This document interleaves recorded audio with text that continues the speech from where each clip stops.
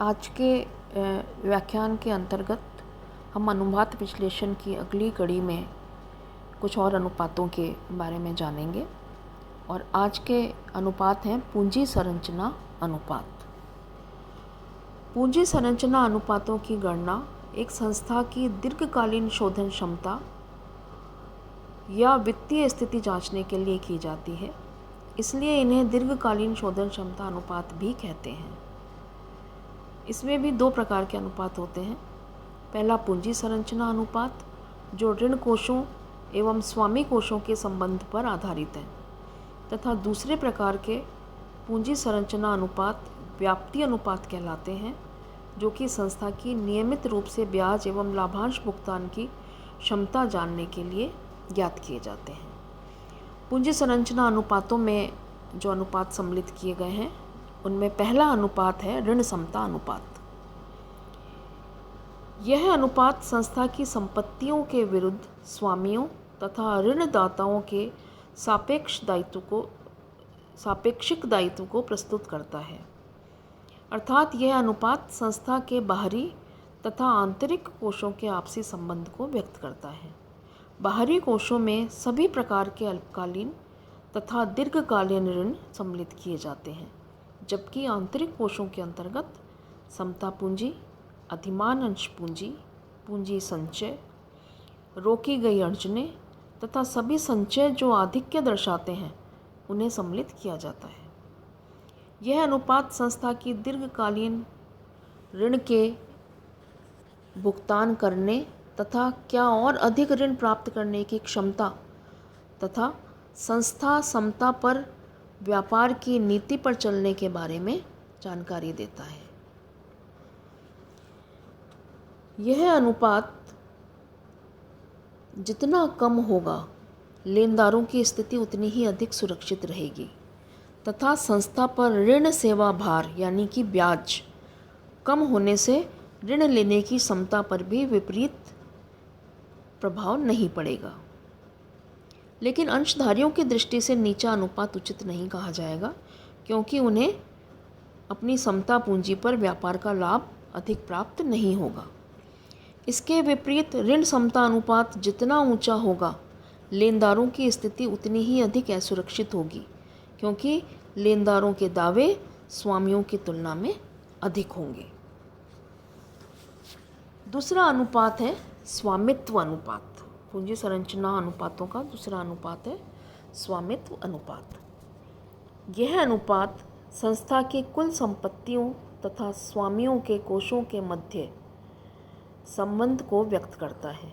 अर्थात इस अनुपात से यह ज्ञात होता है कि व्यवसाय की कुल संपत्तियों में स्वामी के कोष किस सीमा तक लगे हुए हैं।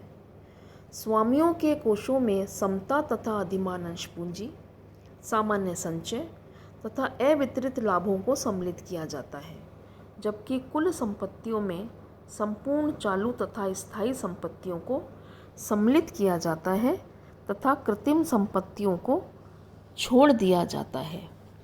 यह अनुपात जितना अधिक होगा, लेनदार की स्थिति उतनी अधिक मजबूत होगी, और जितना कम होगा, लेनदारों की जोखिम उतनी ही अधिक मानी जाएगी।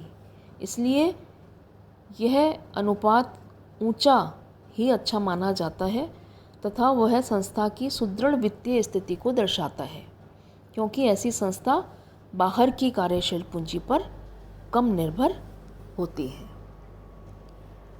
अगला अनुपात है शोधन क्षमता अनुपात। यह अनुपात व्यवसायिक की दीर्घकालीन शोधन क्षमता का माप करता है। यह कुल संपत्तियों तथा कुल बाहरी दायित्वों के बीच संबंध प्रदर्शित करता है। बाहरी दायित्वों से मतलब यह लगाया जाता है कि समस्त दीर्घकालीन तथा अल्पकालीन दायित्व हैं। यह अनुपात कुल संपत्तियों में लेनदारों द्वारा प्रदान भाग का भी मापन करता है, अर्थात संपत्तियों के कितने भाग के लिए ऋणों द्वारा वित्त की व्यवस्था की गई है। यदि कुल संपत्तियां बाहरी दायित्वों से अधिक हैं, तो संस्था शोधन में अक्षम मानी जाती है। इसलिए यह अनुपात जितना अधिक होगा, लेनदारों की राशि उतनी ही अधिक होगी जो संस्था के स्वामियों के लिए लाभार्जन हेतु उपयोग की जाएगी। अगला अनुपात है स्थायी संपत्ति अनुपात। किसी भी संस्था की सुदृढ़ वित्तीय स्थिति के अनुसार स्थायी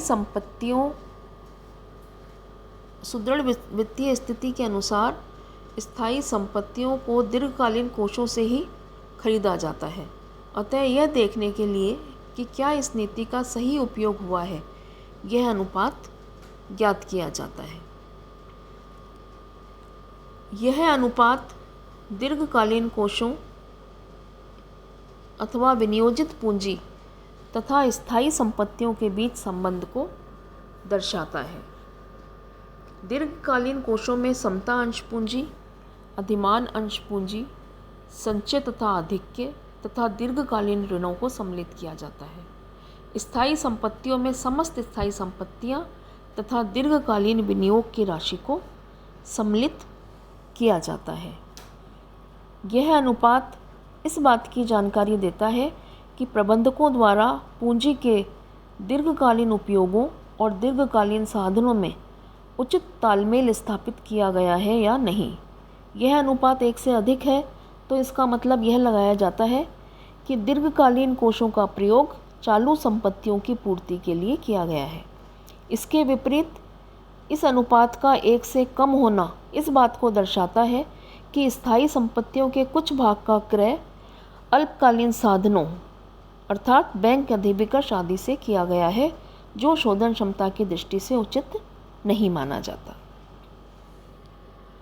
अगला अनुपात है पूंजी दंतीकरण अनुपात। यह अनुपात किसी व्यावसायिक संस्था की पूंजी संरचना में अस्थिर लागत वाली तथा स्थिर लागत वाली पूंजी के मध्य संबंध स्थापित करता है। स्थिर लागत वाली पूंजी में अधिमान अंश पूंजी तथा दीर्घकालीन ऋणों को सम्मिलित किया जाता है, क्योंकि इन पर लाभांश तथा ब्याज एक निश्चित दर से दिया जाता है। जबकि अस्थिर लागत वाली पूंजी में समता अंश पूंजी, संचय तथा अवितरित लाभों को सम्मिलित किया जाता है। यह अनुपात व्यवसाय में विनियोजित कुल पूंजी में अस्थिर लागत वाली पूंजी या समता अंश पूंजी तथा स्थिर लागत वाली पूंजी का भाग दर्शाता है। यह अनुपात जितना अधिक होगा अर्थात समता अंश पूंजी स्थिर लागत वाली पूंजी की तुलना में जितनी अधिक होगी, व्यवसाय के लाभों पर स्थिर वित्तीय व्ययों का भार उतना ही कम होगा। अगला अनुपात है ऋण सेवा अनुपात। इसे ब्याज व्याप्ति अनुपात भी कहा जाता है। यह अनुपात एक संस्था के ऋण सेवा क्षमता का माप करता है। इसकी गणना परिचालन लाभों अथवा ब्याज एवं कर से पूर्व के शुद्ध लाभ में ब्याज की राशि का भाग देकर की जाती है। यह अनुपात बतलाता है कि व्यवसाय का लाभ देय ब्याज का कितना गुना है। यह अनुपात जितना अधिक होगा, संस्था की ब्याज शोधन क्षमता भी उतनी ही अधिक होगी। अगला अनुपात है रोकड़ ऋण सेवा अनुपात। कुछ विद्वानों द्वारा ऋण सेवा अनुपात के स्थान पर रोकड़ ऋण सेवा अनुपात अधिक उपयुक्त माना जाता है, क्योंकि ऋण सेवा व्ययों का भुगतान रोकड़ में करना होता है। इसलिए संस्था के दीर्घकालीन विश्लेषण के लिए चौथे स्थान पर उस अवधि में कुल रोकड़ अंतर्वाहों का प्रयोग किया जाना चाहिए। ऋणों के भुगतान के लिए शोधन कोष की स्थापना की गई हो तो शोधन कोष की वार्षिक राशि को ब्याज की राशि में जोड़ा जाता है। अगला अनुपात है लाभांश व्याप्ति अनुपात। यह अनुपात एक कंपनी की अधिमान अंशों पर लाभांश, जो कि एक स्थायी दर होती है, के भुगतान की क्षमता का माप है। इसकी गणना कर व ब्याज पश्चात शुद्ध लाभों में अधिमान अंशों पर लाभांश की राशि का भाग देकर की जाती है।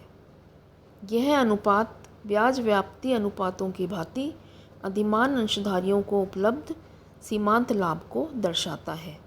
यह अनुपात जितना ऊंचा होगा अधिमान अंशधारियों की दृष्टि से उतना ही अच्छा माना जाएगा।